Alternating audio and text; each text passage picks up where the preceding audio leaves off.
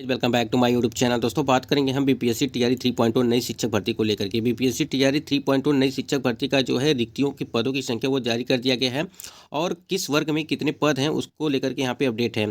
TRE 3 में जो है 5 मौके, आयु सीमा में छूट क्या है, यानी कि एज रिलैक्सेशन को लेकर के काफ़ी आपके जो है कमेंट आ रहे हैं, उसको लेकर के हम लोग बात करने वाले। लेकिन हम लोग सबसे पहले जानेंगे कि जो रिक्तियों की संख्या है वो कितनी जो है रिक्तियाँ हैं, क्योंकि बहुत ही कम जो है आपकी रिक्तियाँ इसमें देखने को मिल रही हैं। तो एक लेटर वायरल हो रहा है जो यहाँ पे रिक्तियों की संख्या बताई जा रही है, लगभग 30-25 के आसपास जो बताई जा रही है। लेकिन यहाँ पे पहले देख लेते हैं कि उस लेटर में क्या कुछ मेंशन किया गया है, क्या ये लेटर सही है या नहीं सही है।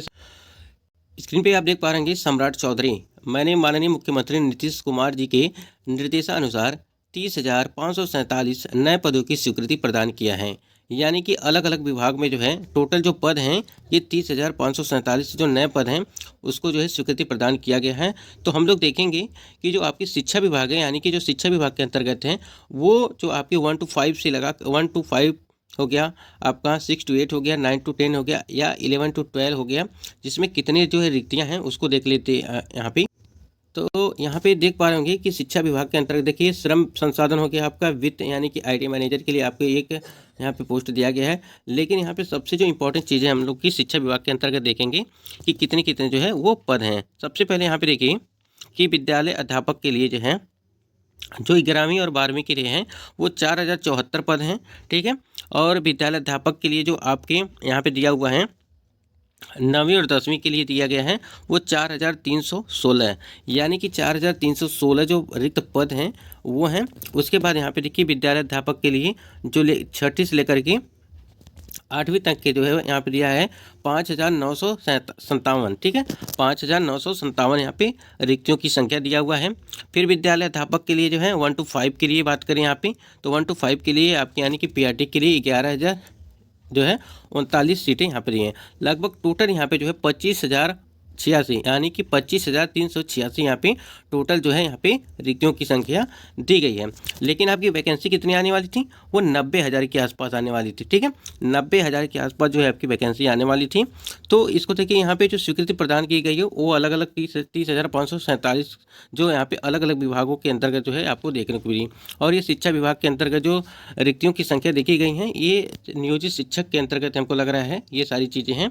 बाकी आपकी जो 90,000 हैं यानी कि 90,000 पे जो आपकी भर्ती है वो आने वाली है। और एक चीज़ यहाँ पे आप देख पा रहे होंगे कि यहाँ पे देखिए पीआरटी के लिए अगर बात करें हम यहाँ पे वो तो आपका जो हो गया वो 25,000 के आसपास जो आपको हमने अभी बताया कि स्वीकृति प्रदान की गई थी।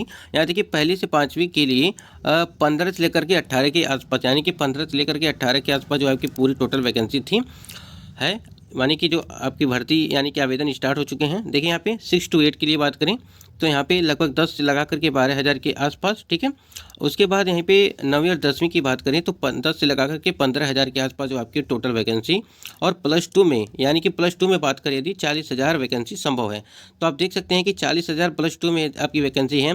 फिर यहाँ जो है 10 से 15,000 है, फिर 10 से 12,000 है, फिर 15 से 18,000। तो कम से कम यहीं पर आप देख लीजिए लगभग 80,000 से ऊपर जो वैकेंसी आपकी हो चुकी है कहीं ना कहीं। तो यानी कि देखिए 90,000 के ऊपर जो है आपकी यानी कि 90,000 के आसपास जो आपकी टोटल वैकेंसी है।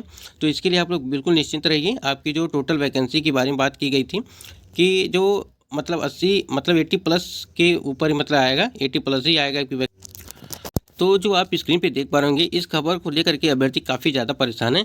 यानी उनका कहने का मतलब ये है कि जो 25,000 जो 386 जो यहाँ पे दिया गया है, क्या इतने ही पोस्ट आएंगे, मतलब इतने ही पदों पर भर्ती आने वाली है। तो ये नहीं, इतने पदों पर नहीं, आपकी जो आपको बताया गया था कि 90,000 के आसपास जो आपकी टोटल वैकेंसी वो देखने को मिलेगी, तो वो आपकी उतनी ही आएगी। ये आपका जो दिया गया है इसमें आपको बता दें एक चीज़ यहाँ पे कि जो अलग अलग विभागों के अंतर्गत जो यहाँ पे यानी कि आप देख सकते हैं कि मुख्यमंत्री नीतीश कुमार जी के निर्देशानुसार 30,547 नए पदों की जो स्वीकृति प्रदान किया गया है।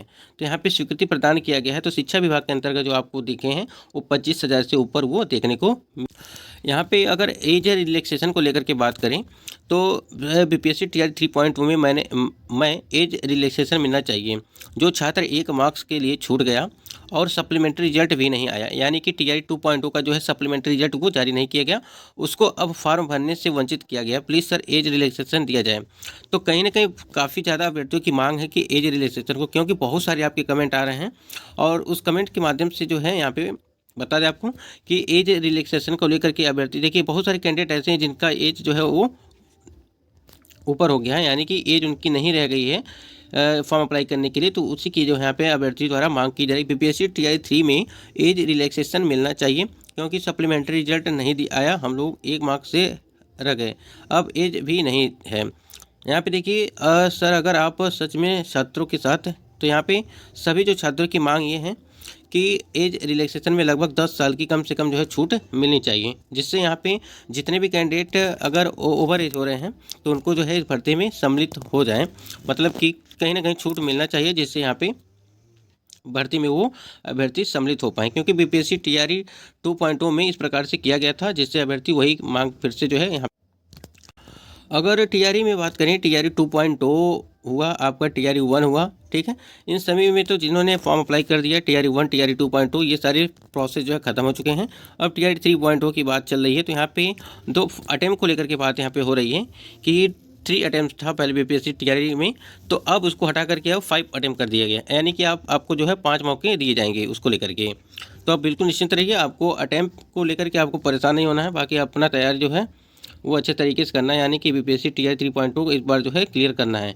तो अटैम्प्ट आपके बढ़ते रहेंगे, इसमें कोई दिक्कत नहीं है, ये बढ़ता रहेगा और अटैम्प्ट आपको अच्छे तरीके से ये मिलेंगे।